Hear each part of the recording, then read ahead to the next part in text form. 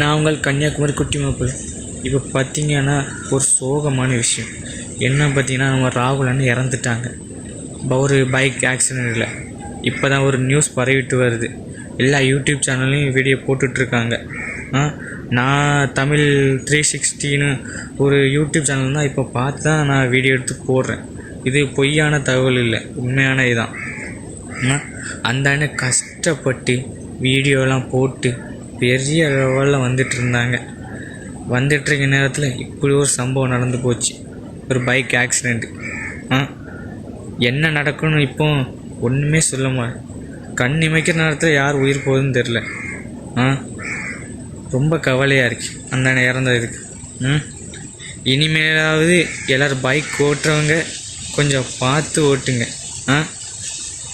ஆக்சிடெண்ட்டாக வருது. கவலையாக இருக்குது அந்த அண்ணன் இறந்தது.